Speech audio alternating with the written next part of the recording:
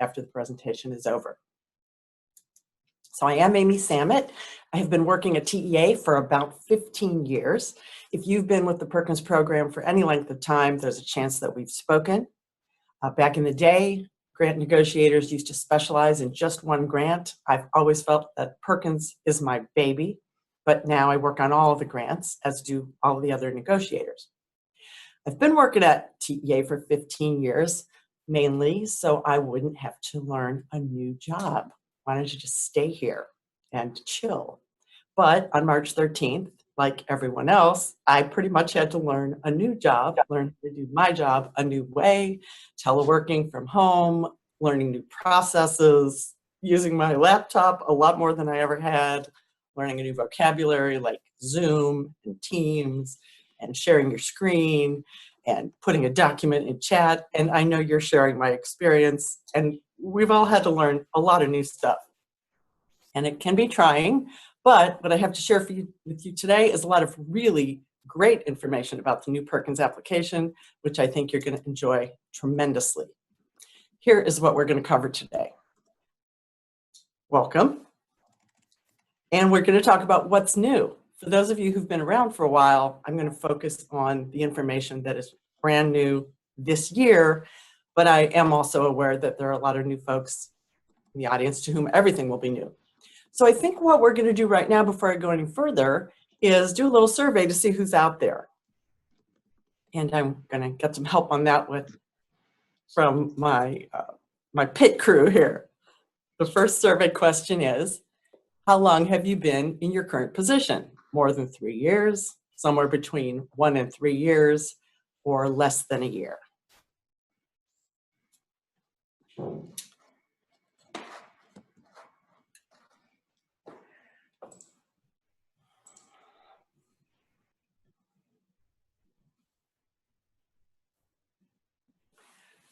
Okay, so far, looks like about half of our audience is in the more than 3 years category, and 14% somewhere between 1 and 3 years, and a little less than half less than a year. Okay, well, that will help me going forward to know how to tailor my comments. Welcome to you all.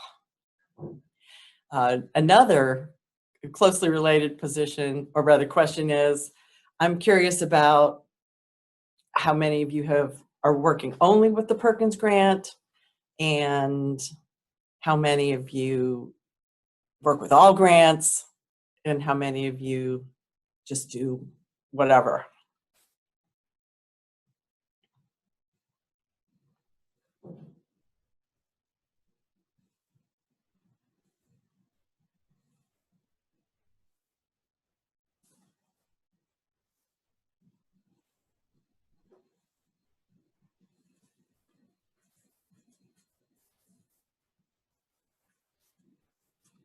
Okay, it's looking like about a third work only with the Perkins grant, 1/4 work with all the grants, and a little less than half wear any hat that they are asked to wear.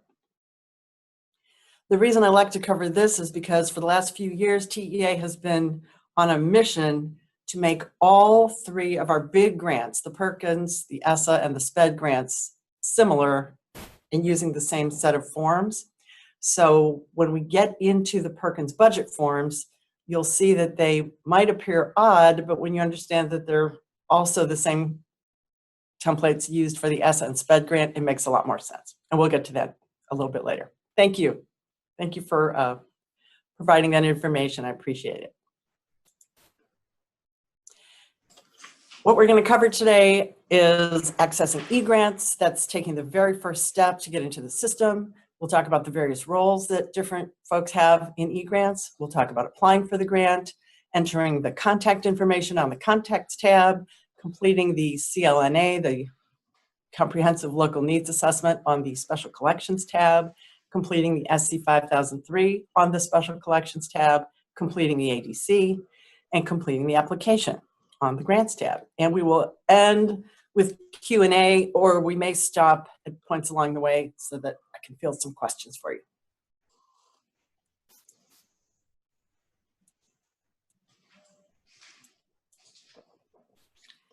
What's new? Well, they've changed the title of the grant. It used to be Title I, Part C, Carl D. Perkins grant, and now it is the 2020-2021 Perkins 5, Strengthening Career and Technical Education for the 21st Century. Now, the reason it's important to know the grant has a new name is I always look for the grant in a drop-down menu in alphabetical order. So I will no longer be looking under T, I will be looking under P when I go to search for program guidelines, eligible applicants, etc. The next item that's new this year is the Comprehensive Local Needs Assessment. By this point in time, you've probably all filled this out already and submitted it. It gathers a lot of pertinent information that you will be using to enter into your application. It's going to be very easy to do your application this year because all the information, or a good deal of it, will come from your CLN outlay. Now, last year we got a break from the, going to use my laser pointer here. We got a break from the PS 3350 accountability schedule, but this year it is back. And that is the schedule that you fill out to indicate how the district is performing according to the, or rather in comparison to the state target. The BS 6001, the budget schedules, have a brand new sleek look. It's kind of like going to the grocery store that first time after they rearrange everything and you're so mad because you just don't know where anything is, but all the same stuff is there. And after a while, you get used to it and you might even like it more. If you are not familiar with Teal yet and you haven't yet gotten access to Teal, the first thing you do is go to the TEA homepage, and right here on this top bar, Teal Login. Once you select Teal Login, this page will open for you, and you'll see that you have the opportunity to request a new user account if you have not done that yet. When you request a new user account, you'll have to fill out a form, and ultimately you'll be asking your superintendent for permission to access the system. If you are a new superintendent, slightly different process. Please know that the fact that you are a superintendent automatically gives you the authorization to submit grant applications, but you still have to go through the process of requesting an account in the system. And I will say, complete the step sooner rather than later. You absolutely don't want to be doing this the day before the application is due. In fact, I don't think that's even possible, but take my word for it. You don't want to wait that long.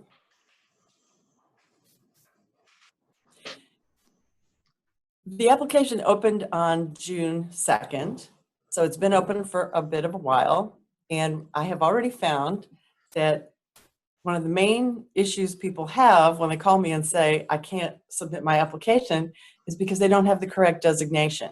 There is a difference between the grantee official and a grantee manager. A grantee official, which is the superintendent or anyone that the superintendent gives that authority to, can view, create, edit, and save contacts on the contact page. They can view, create, edit, save, and submit compliance reports. They can delete, draft, view, create, edit, save, and submit grants. And they can view, create, edit, save, and submit special collections. Now, often a grant manager will go along and they have the ability to view, create, edit, save, and submit compliance reports. They can view, create, edit, and save contacts. They can view, create, edit, save, and submit special collections. So then they're thinking, why can't I submit the grant? I have all these other privileges. Why can't I? And then when we do a little research, we find that they're actually a grantee manager, not a grantee official, and therefore they cannot submit an original grant application. They can submit negotiated applications, meaning after some revisions are required, they can do the resubmission, but they can't submit an original application. So that's the first magic trick, is ensure that you are a grantee official if you're expecting to be able to submit, and you can get that permission if your superintendent grants it. You just fill out that same form that I showed you a couple slides ago, and you ask the superintendent for permission to be an authorized official. These other designations, important to know what they can do, because some can go in and work on the grant, but not submit.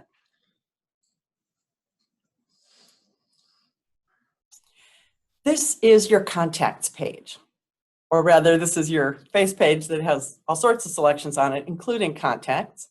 And I'm going to say a great way to be successful with eGrants is know your tabs. The contacts tab is where you go to enter the various contacts who will work on all the grants for your district. And you enter them on this page so that later you can select them from a drop-down menu and they will just populate in the application itself.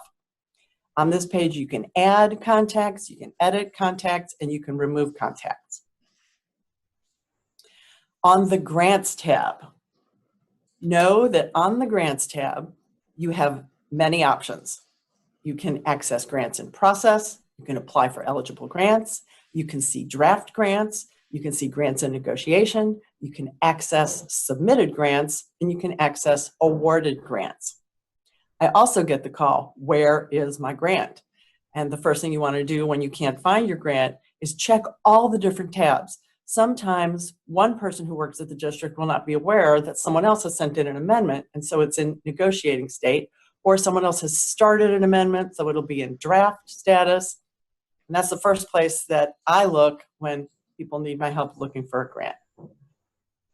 The next tab is the Special Collections tab. The Special Collections include the SC 5600, or the Comprehensive Local Needs Assessment, and the SC 5003, which we'll talk about in just a moment. On the Contacts tab, add at least 2 contacts. Once entered, you will be able to select these contacts when completing the GS 2100 Applicant Information Schedule. And one of the contacts should be the CTE director. Not every district has a CTE director. Sometimes you'll see the superintendent and another member of the staff. Ideally, one should be the CTE director. We definitely want 2 different people because that doubles our chances of being able to reach someone. How to get to the Perkins 5 application. Before you can actually get to the application, you have to beat these levels. First, the 2020-2021 SC 5600 Comprehensive Local Needs Assessment must be completed. Yes, it has to be completed and submitted, not necessarily approved, but it absolutely must be submitted before the ADC can be completed. And you access that through the Special Collections tab. At this point, I feel sure that you've all submitted those already. Next, the 2020-2021 SC 5003 Formula Grants Consolidated Schedule. And this is the comprehensive schedule where districts can apply for, or not apply, but establish that they are going to be applying for Perkins, SPED, and ESSA, or whichever ones they're eligible for it and choose to apply.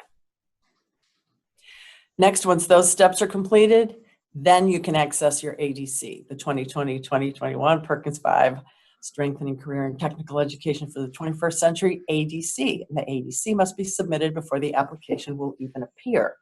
You access this through the Grants tab. Once the ADC has been submitted, then the application will appear. And we'll talk more about the ADC on the next slide. Here we go. Here's the big picture of what the ADC looks like, and I know you can't see that very well, so now we're going to take a closer look at the different designations. You have 4 different options. The first is applying on your own. If you have $15,000 or more in funding, you can apply for your own grant, and you will make this selection. The next option is applying as a fiscal agent of a shared service arrangement. Every ESC, I'm sorry, there might be one exception, but most every ESC functions as a fiscal agent for a shared service arrangement. And that means that they form a collective. And some small districts who don't have $15,000 in funding can get their Perkins services provided through the ESC. Sometimes the ESC will flow through some money so that individual schools can buy equipment and supplies, or sometimes the ESC simply provides services. The ESC CTE specialist is a great source of support and information for all the districts, and often they do training. And this is the fiscal agent serves as the administrator for the shared service arrangement.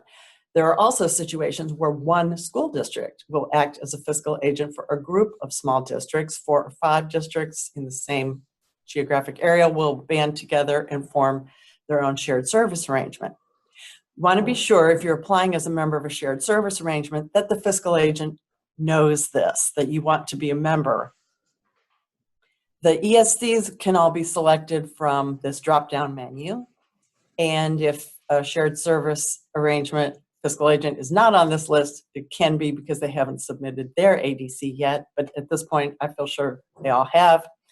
Occasionally, there will be a district that has served as a fiscal agent for other districts in the past. They choose not to do it again, so you won't see them in the drop-down menu. You do want to reach out to your fiscal agent and find out whether you're going to be working together, and of course, you sign an agreement before any of that happens. The next selection is not apply at all. There are some districts who don't apply at all. They have such a small amount of money, they perhaps don't have staff. There are a number of reasons why a district might not apply. And we do want to know that, because if they're not claiming their money, it is freed up to be redistributed later to other districts, or we don't keep bothering them to submit their application, because we keep a list of who has submitted and who has not. And if you haven't submitted right up to the deadline, we want to know why. And if you've already told us you're not applying, we will not bug you anymore. Here's where you apply as a member of a shared service arrangement. So you will pick from the drop-down menu the shared service arrangement that you wish to be a member of. And this is very tiny, so I'm going to blow it up for you. The allocation amounts are posted at this link there, or you could go to the TEA homepage and type in the word entitlements and search, and there's a list of all the entitlements for this year, and you can find your funding amount there.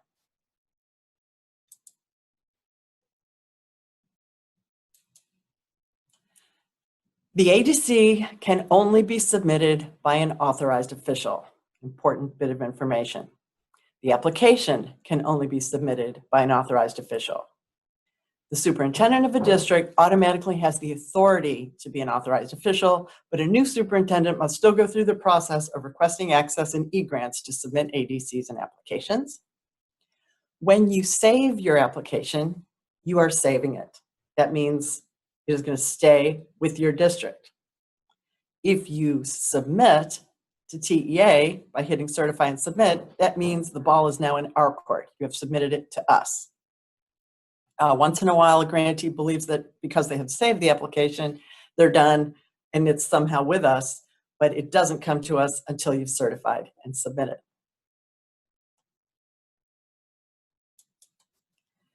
Okay, now we're ready to fill out the application. Here we go. Once the applicant designation and certification form is submitted, the application will appear and will have a status of available. Click on the grant title to open the table of contents page. I'm going to blow this up for you again. See how the different statuses here. The local needs assessment has been submitted, the ADC has been submitted, and now the Perkins 5 application is available. To have it open, click right here on the title. The first thing you're going to see is the table of contents. It's really best to go in order with your schedules. Enter your applicant information.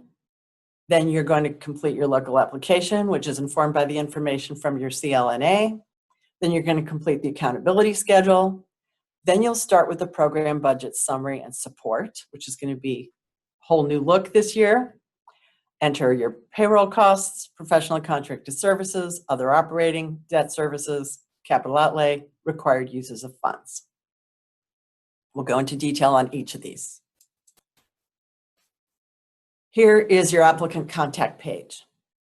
Select contacts from drop list, 2 contacts, staff that will have access to eGrants that are available during the summer to answer questions, that have access to email on contact, and the CTE director should be one. I'll blow that up a little bit for you here.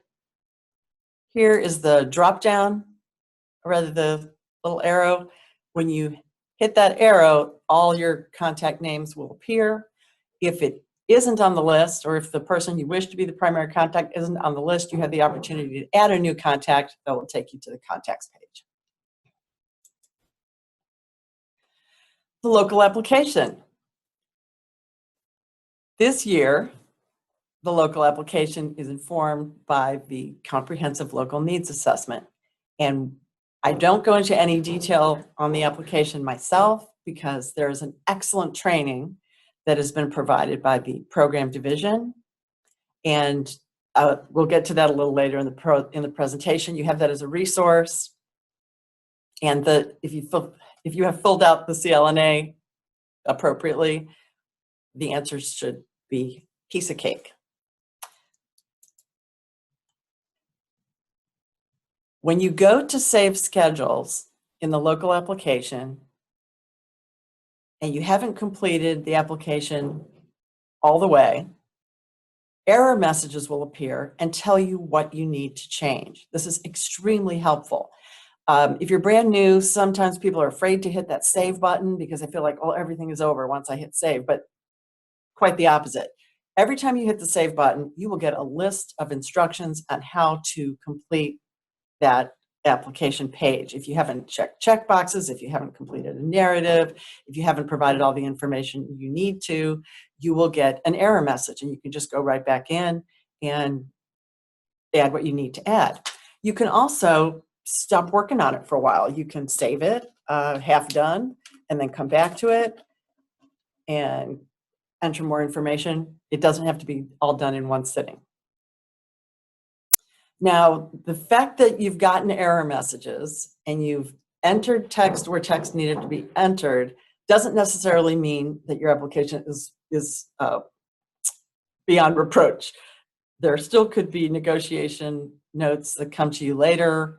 We may need different information, more information, and you'll be hearing from our negotiators if that is the case, but at least you will be able to submit. So the error messages help with many things, but not everything. Oh, here we go. Just what I was saying a moment ago. Your errors will appear right here in this field. And here's 3 helpful hints with this application. I'll blow that up a little.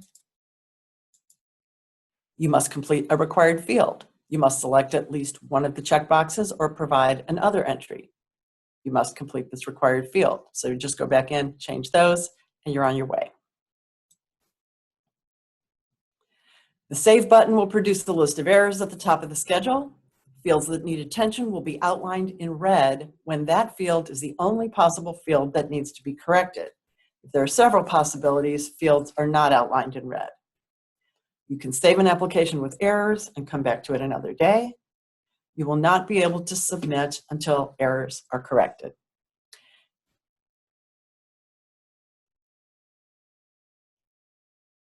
Okay, covered that already. This is what I was referring to before, the wonderful training videos provided by the program division. There are 11 different short videos that you can watch for assistance filling out the application. And here is the link to the videos. This will be in your handouts, or you can simply type in Perkins application training videos in our TEA homepage and get to this wonderful set of training videos. Oh, one more graduation poster child. This is my son, Nick, and he graduated from high school back in 2008. And I want to share a story about him because it's a great story. When he was in college, third year of college, he called me one day and he said, Mom, I think I want to drop out of college. And I said,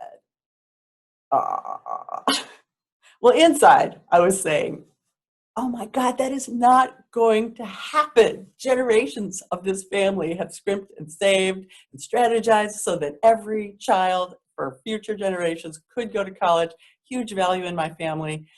But instead of pitching a fit, I just said, okay, Well, if you want me to continue to pay the rent at your apartment, you live far away, went to college out of town, and you just want to not work, then I'm going to be your boss from now on. And every day you're going to send me a schedule of what you're doing, because he said he wanted to start his own business. I want to know what you've got on your agenda for each day, or you can go to the bank and find out about small business loans, or you can get a mentor, or you're going to be doing research.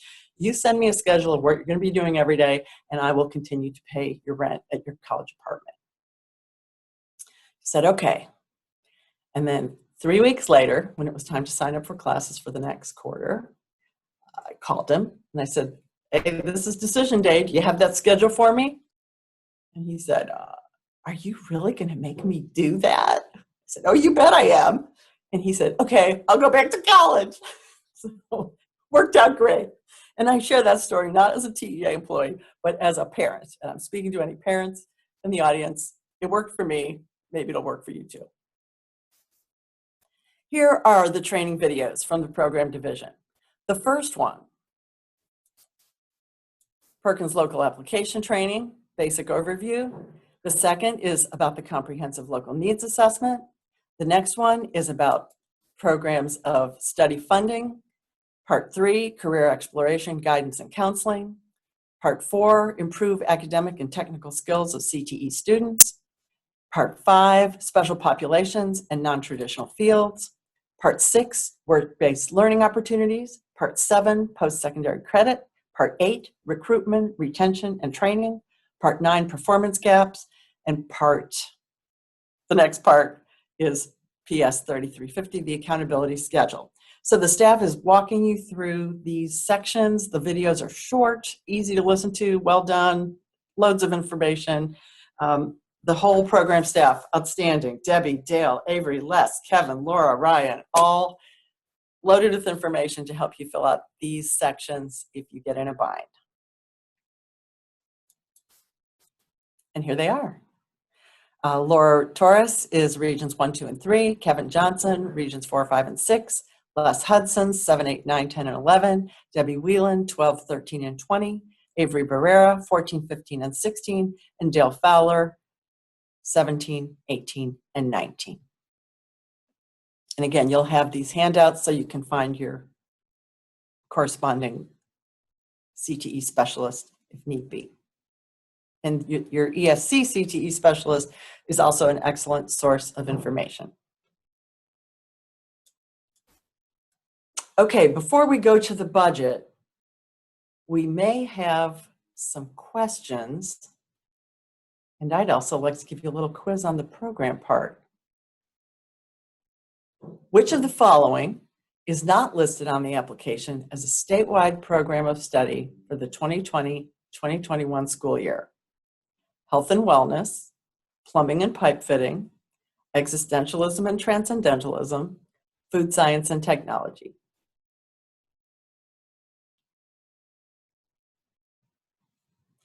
Looks like we have a pretty sharp crowd out there.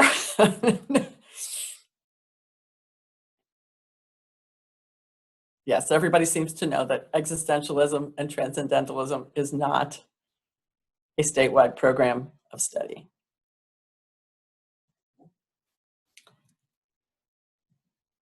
And the next question, which of the following is not listed on the application as a statewide program of study? Oh, I'm sorry, this is the same question. We'll go to the next one.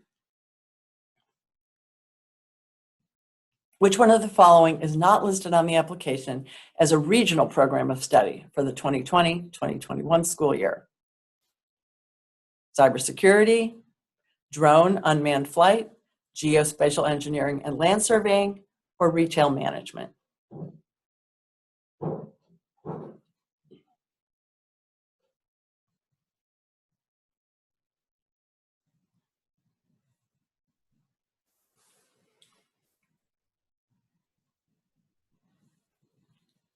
Well, it looks like we have some diversity in our answers today.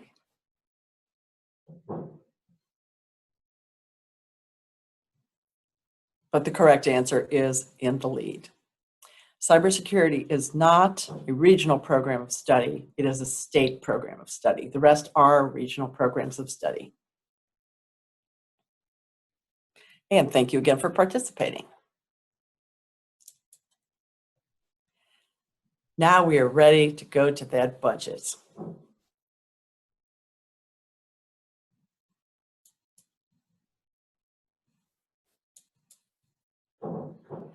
There is a lot to unpack on this page. This is what the program budget summary looks like. The first thing I want to point out to you is that this is where your total will appear, right up here. That's your total funding. And then, once you see your total funding appearing in this section, you will enter the amounts that you want to budget for the various class object codes over here. Now, this is a very wide column. The reason it's so wide is for other grants, the ESSA grant and the SPED grant, there are multiple sources of funding. So there might be 8 columns in this space, this very long space. And I've found already that, I'm sorry, I learned last time I did this presentation that people were getting seasick when I kept going back and forth, but I have to because it's a very wide column. You're going to expect that you can enter your numbers right here. That would make sense to just put them right by the class object codes. But no, you have to go all the way over to the extreme right side of this column and enter your class object codes here. I've also run into the issue where grantees will try to enter down here and here and here first, but that's not where you start. You start up here, breaking out your total into the various class object codes, and then this section down here is actually the detail on your totals broken down into program costs and admin costs. So we're going to go back here to your class object code totals.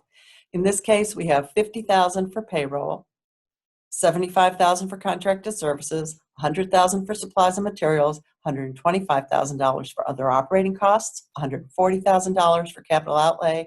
That's a total of $490,000, $10 for indirect, $500,000 total. So this will echo down here, and here are your class object codes.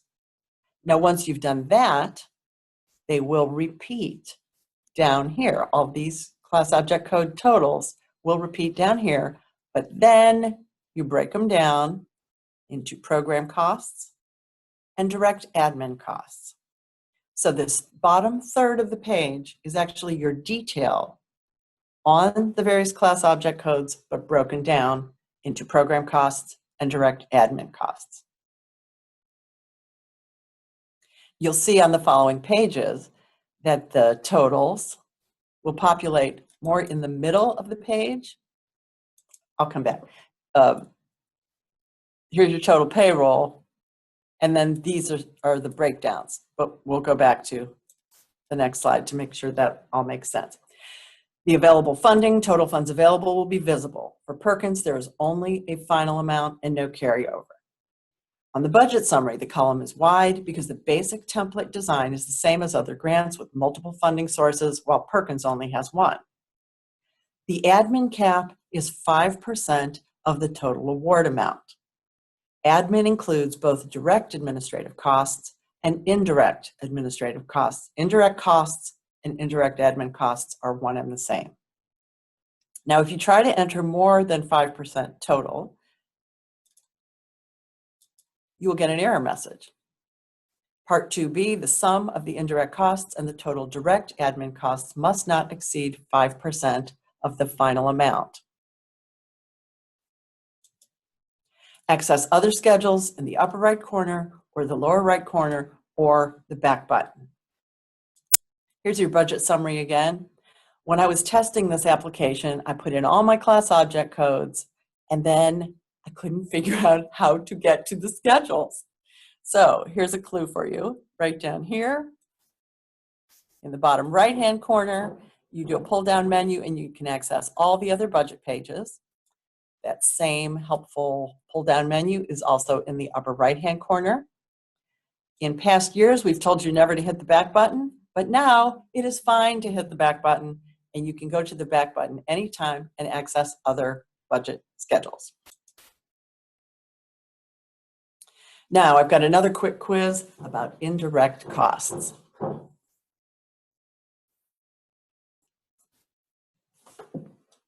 Are we ready for that poll?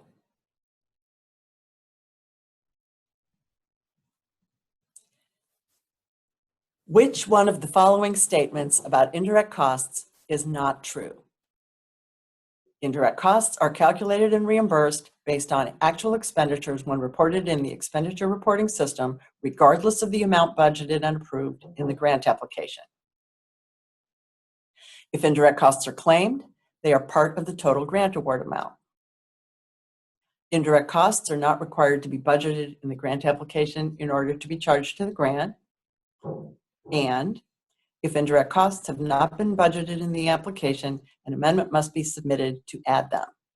One of those four statements is not true.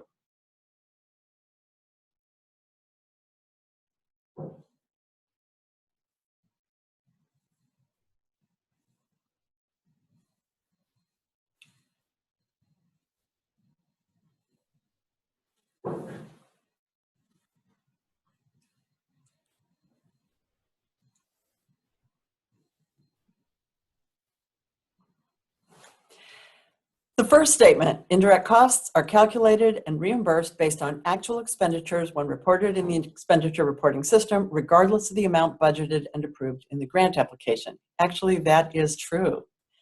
What that means is if your grant is $100,000 and you budgeted $90,000 for direct costs and $10,000 for indirect, but you only spent $70,000, you're only going to get, as your indirect cost amount, the percentage of the amount you spent. So no matter how much you budget, you're not going to get that full amount if you don't spend all of your direct costs. Indirect costs are a function of the direct costs that you actually spend. Second statement, if indirect costs are claimed, they are part of the total grant award amount. Yes, wonderful. I'm delighted that everybody knows that. If you have a $100,000 grant, and your indirect cost rate is 5%, you're not going to get an additional $5,000. You're going to work it out so that your indirect costs are based on your direct costs. Next statement, indirect costs are not required to be budgeted in the grant application in order to be charged to the grant. That is true. I know, sounds crazy, but you don't have to declare that you're going to claim indirect costs. At the end of the grant period, when all is said and done, you can simply claim the indirect costs that you are owed on the direct costs that you spent. And lastly, if indirect costs have not been budgeted in the application, an amendment must be submitted to add them. Nope, you can have them. You can just have them automatically because you have an approved indirect cost rate. And I will say that in all my years of working as a grant specialist, grant administrator, grant negotiator, indirect costs are probably the most confusing thing I have dealt with in all my years.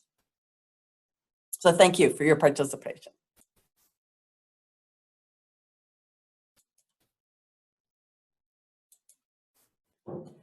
Next, we're going to talk about the payroll schedule. You'll notice that our payroll total landed up here on the top line. In this example, $50,000 was budgeted for payroll. On the next section, the heading is number and type of positions. This is administrative support or clerical staff, administrative support or clerical staff that are integral to the program.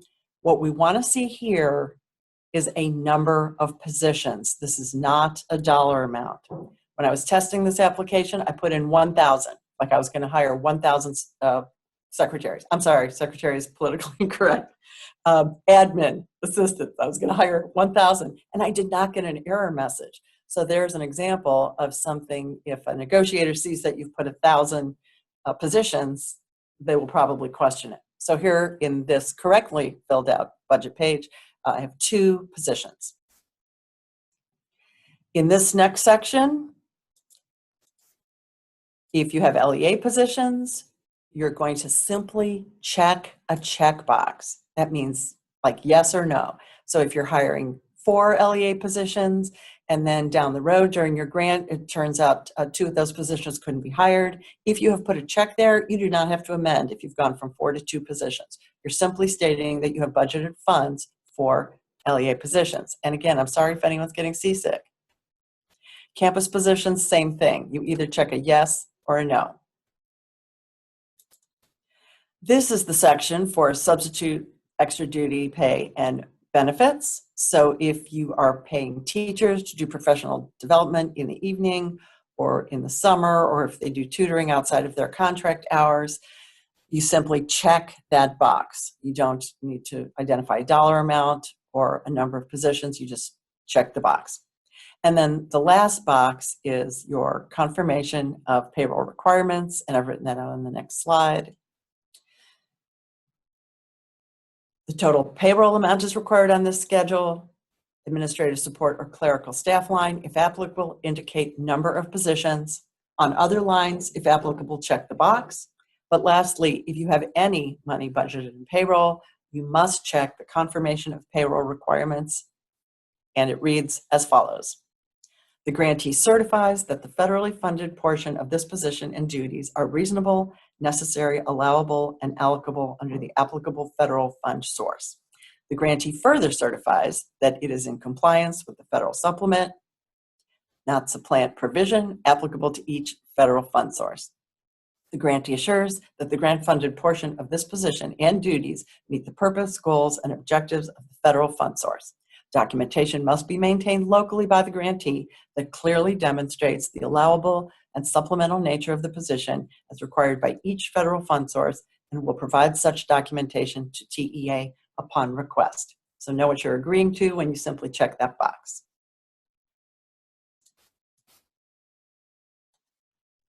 The next schedule is professional and contracted services.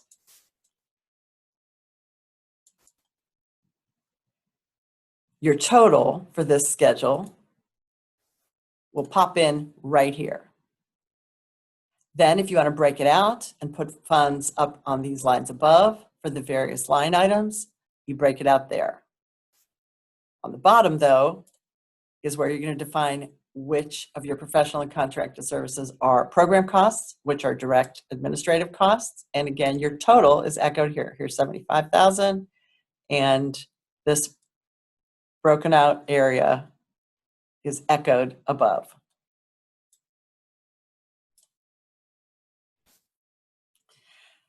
Here's where I want to make a pitch for the Budgeting Costs Guidance Handbook. This is a terrific resource where you can determine which costs are allowable. Also refer to the program guidelines, which are on the grant opportunities page. Tremendous list of what you can and cannot purchase with your funds. And also, if you open it up online, you can do a word search and it'll take you right to the piece of information you need. Supplies and materials. I am not showing you a supplies and materials schedule because there is no supplies and materials schedule.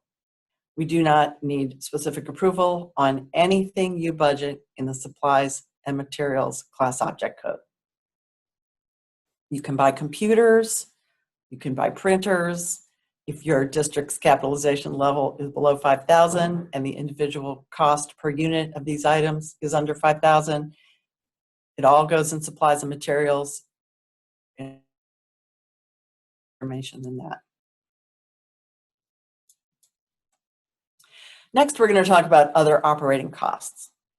This is where you budget funds for field trips and out-of-state professional development. You also budget funds for in-state professional development here, but it does not require specific approval. So again, first I'm going to show you where your total populates. Way far on the right-hand side of this wide column, $125,000. And it is broken out. We've got some out-of-state travel for employees, $10,000. We have some travel for students to conferences, which is not the same as field trips, and we have some field trips. Now, please note that you need specific approval for the items on these lines, but you no longer need to submit forms to us. So indicate on this line if you're going to be sending teachers or staff members to professional development out of state or advisory council meetings out of state, but keep your documentation locally.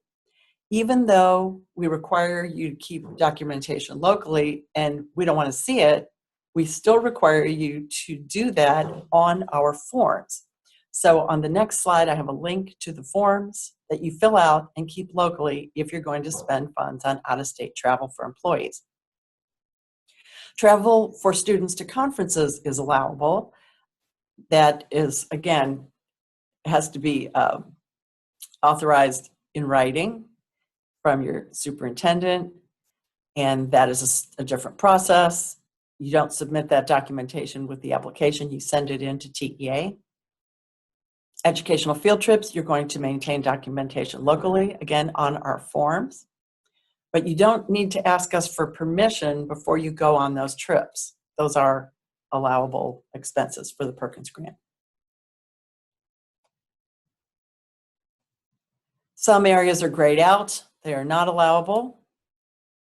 Here on the bottom, you're going to take your totals from this page and break them out to direct costs and direct administrative costs. I'm sorry, program costs and direct administrative costs. So here's your total, and here's your breakout area for specific items that need to be broken out. And again, I apologize that these slides are a little fuzzy, and so I've had to go in and blow up parts of them so you could read them. Other operating costs, the items listed require specific approval to be an allowable cost. These include field trips and out-of-state travel. Refer to program guidelines to determine allowable activities. Required documentation forms can be found on the TEA website. In this presentation, you can use this link to get there. Also, you should be able to type that into approval forms into the search box on our homepage, on the TEA homepage, and find it that way as well. Any remaining budget amounts will display on the line not requiring specific approval. Items that don't require specific approval are in-state travel for teachers to do professional development and other items that are listed in the budgeting cost handbook. Here we go, capital outlay. Slightly different this year. We used to require PEMS codes for each capital outlay purchase, and that is not part of the deal this year. Things that you budget on the capital outlay schedule: library books and media that are capitalized and controlled by the library, capital expenditures for additions, improvements, or modifications to capital assets. That is an unusual cost to see on a budget. That means that you've already got a piece of equipment and you're doing something to improve it or enhance it or make it better or protect it or make it safer. If you're buying brand new equipment, furniture, equipment, vehicles, or software costs for items in part 2, that is budgeted on this line. And we're going to go over to the far right side of the page so you can see this total, $140,000. Now we're going to break that $140,000 down, or rather we're going to provide more information about that down here in this bottom section.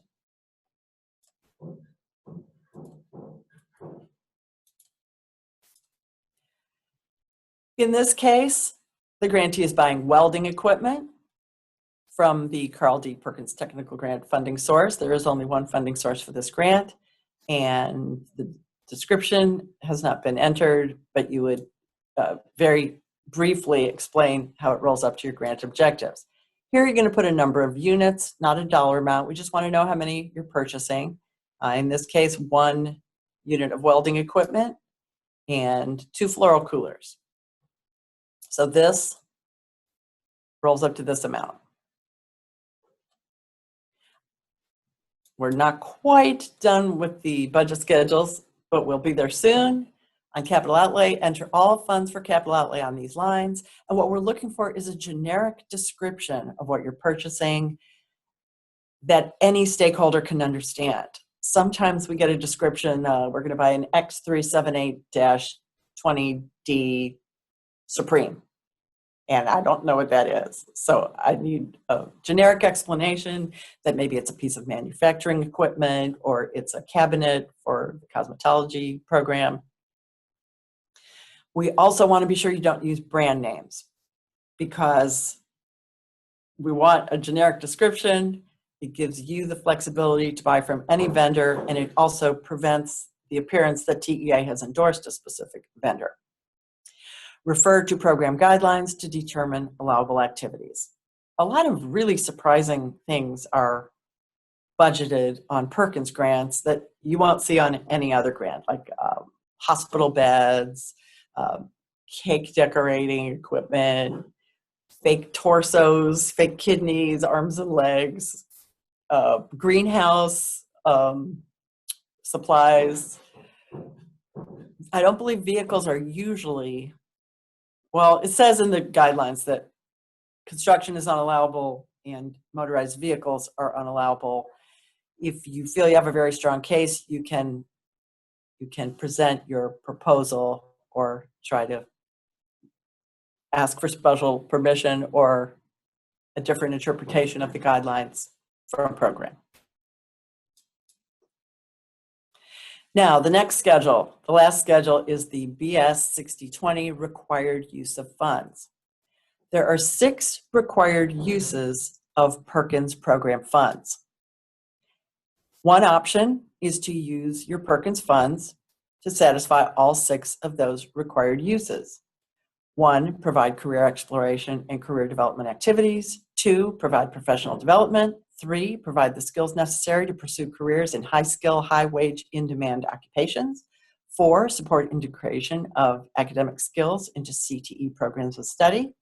5, support integration of programs of study. And 6, evaluate Perkins-funded programs, including CLNA. Now, on this example, your funds that you've entered in all the different class object codes will appear on this schedule at the top. 50,000, oh, let me explain. For those of you who are paying really, really close attention, this is not the same budget as the other budget schedules. This is a smaller budget, but understand that these are the totals for each class object code that were part of the budget summary, and they have populated here at the top of this schedule. So when you first get to this schedule, your totals will be here, and then it will be your job to break this out into how it serves the various program purposes. In this example, we've got the $50,000 going to serve 5 of the 6 purposes. We've got the $7,500, just 1 of the purposes. This $25,000, just 1. This $40,000, just 1. And when all is said and done, you'll notice that there is no money on line 4. There's no money provided for supporting integration of academic skills into CTE programs of study. So if I tried to save my schedule right now, an error message would come up. You haven't dedicated any funds to use number 4. So I can do one of 2 things. I can either decide that some of this money actually does serve that purpose, or I can use local funds for that one. And that's what I did in this case. Most applications that I see use Perkins funds to serve all 6 of these purposes. And when I say serve all 6, it just means that at the end of your breakout, after you've broken out all your funds, there's money on each one of these rows going all the way across. If one is not, you can use local funds to offset that. And what will happen is the 50,000 will be added to the 25,000 at the very bottom here, and that's all the funds together that you'll see at the bottom here. But again, you won't necessarily have to fill out the bottom part of this schedule. You'll see that everything has come over to the, hold on, to the right. Here are your totals for each class object code. And then you'll also see the percentages that have been dedicated to each of the 6 purposes. And in this case, we've used $45,000 in local funds, and that 100% of that amount is going to be dedicated to that purpose. And again, the totals will appear at the bottom.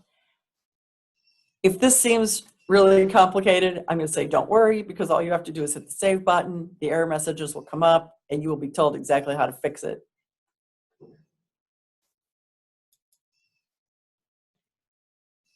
Now I will discuss the contact information, depending on the region that you're in. Mona Corbett is our assistant director and unit manager, and I'm a negotiations supervisor. The lovely, lovely ladies on my team: Nellie Nino, Region 10, Susan Alexander Wilson, Regions 4 and 9. And Susan, interestingly, has never worked in our office. She started on the 1st of April, and she's been working remotely since day one, which is pretty amazing, and she's doing a super job. Elizabeth Sanchez started in December, also doing an incredibly good job. Carla Stafford-Savier has been with the Perkins program for years and years. Many of you know her. She's been on my team from when I was the Perkins team lead, and she's tremendously helpful, just wonderfully helpful. You will never meet a nicer person. And then Meredith O'Reilly, who started, I think it's been about a year that Meredith has been with us. She's Regions 3 and 7, very, very smart and detail-oriented. Love Meredith, and Nellie's great too, in case I didn't say enough good things about her. Now here's the other team. Lori Marcourt is with Regions 16 and 17. Lori was the TEA Employee of the Year last year. She's so great. JJ Sanchez, extremely knowledgeable, been with TEA quite a while.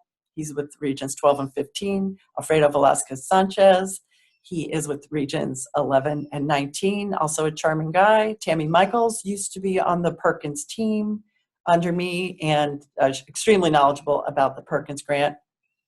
And Joanna Newby, who's been with TEA for quite a while, also delightful. Our whole staff is friendly, helpful, supportive, and knowledgeable. And on an earlier presentation, we got the question, what can the negotiators help me with?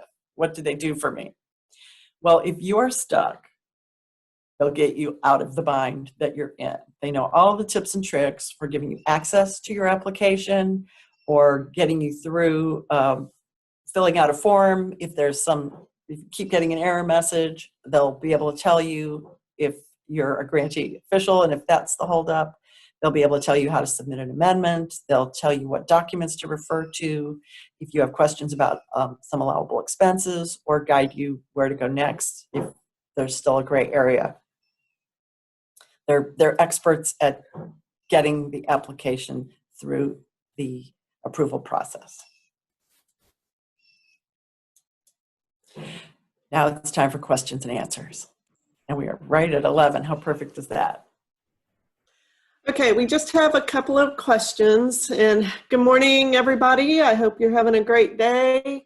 My name is Mona Corbett, and I do work in the Grants Administration Division. I'm one of the unit managers for the grant negotiators, as well as the assistant director for Grants Administration. So glad to have y'all here at the training today.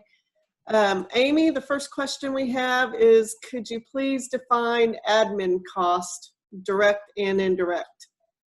Sure. And if it's helpful, I also found that it's on page 27 of the General and Fiscal Guidelines. Oh, wonderful. And I've put the website out there under the answered question. I hope everybody can see it, but go ahead. Okay, great. A direct administrative cost is a position that is directly tied to the Perkins grant. For example, they do bookkeeping, they do accounts receivable, they do accounts payable, they do something where their time is specifically tied to Perkins. They have responsibilities for Perkins, and a part of their funded salary is paid by Perkins, or all of it if they work full-time as a special program assistant. It's different than indirect, because indirect does not have to be defined. It is your approved indirect cost rate is used for things like, they call it the cost of doing business, or keeping the lights on, or keeping the doors open. These are administrative costs that really serve your whole school and your whole district, keeping your district going, like utilities, maybe a receptionist who answers the phone for the whole district. So indirect costs are not defined or broken out, and they're only claimed on your budget summary. There's a line for them on your budget summary. Let's go back to that.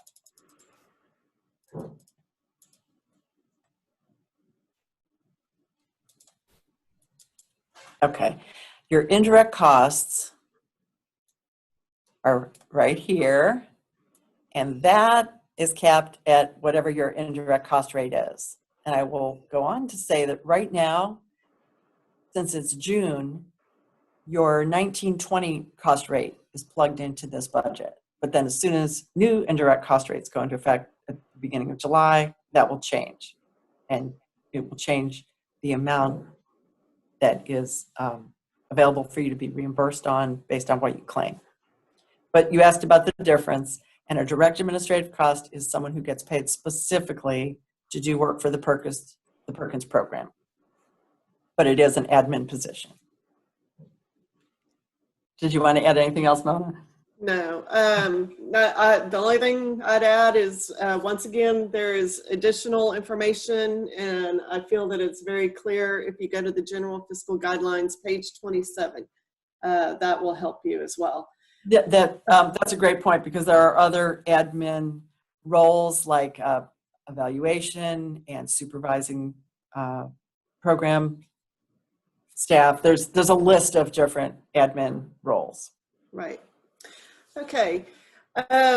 One, I'll just mention real quickly, you won't need to answer, Amy, but we received a question on how many quotes are required for purchases made through Perkins funds. And the number of quotes is not defined by Perkins funds. There are procurement standards, and there are EDGAR regulations as well as state regulations and state standards that determine that. And so just for the general benefit of everybody listening, you know, it's best if you work with your business office on that. They should know the purchasing or procurement standards for making purchases with your Perkins funds.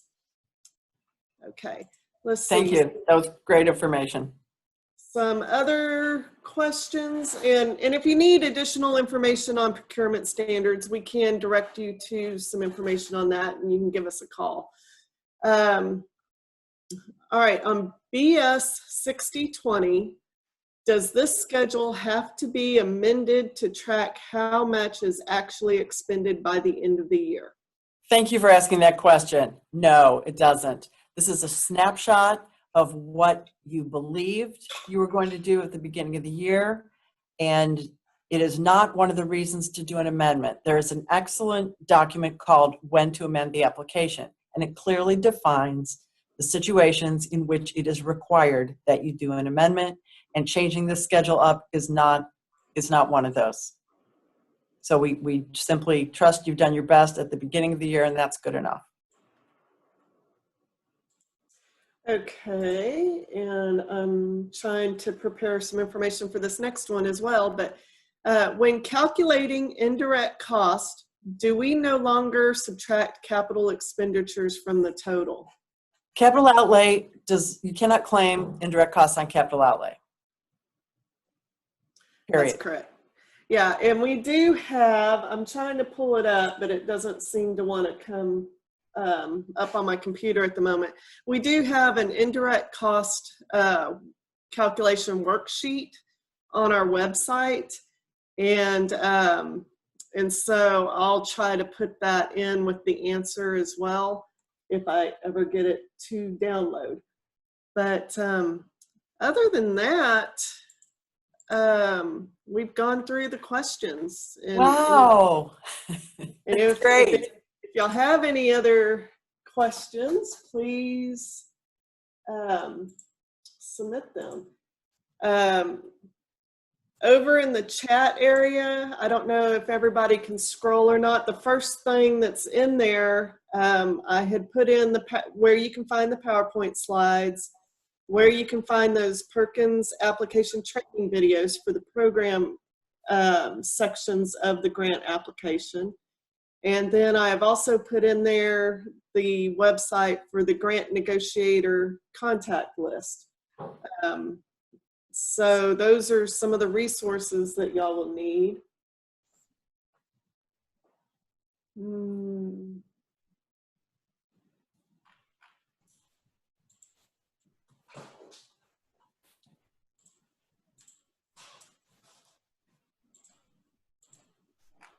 Mona? Hello?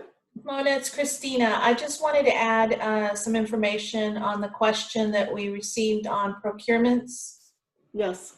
I just wanted to add it might be helpful if they visit our Edgar page, TEA Edgar page, because it has a FAQ document that has a section on procurement, and it spells out all of the particulars of getting how many bids you need and the different types of procurement methods that are required. And the easiest way to get to that Edgar page would be to go to the TEA homepage, and in the search box, just type Edgar, and the very first thing that will pop up is that page. So people want to go visit that.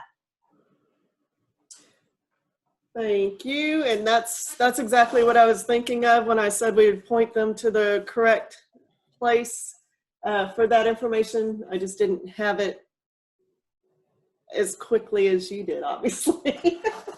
But thank you. Yeah, so the indirect, it's called the Maximum Indirect Cost Worksheet, and it is on the Grant Resources webpage. And I'm typing that in now, sending. So hopefully it's in the answered column under the Q&A. And I hope y'all can see it. So if you go to our Grant Resources webpage, there's a section called Budgeting Guidance and Related Forms. And the fourth bullet there is Maximum Indirect Cost Worksheet.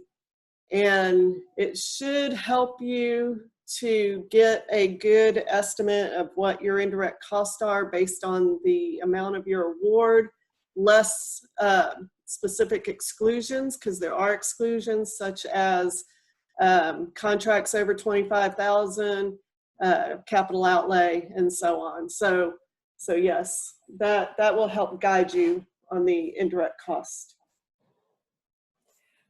Thank you so much, Mona. Those are all great resources. Sometimes it is a bit of a scavenger hunt, hunting for each bit of information that you need before you can submit your application. It's all there, and we can help you find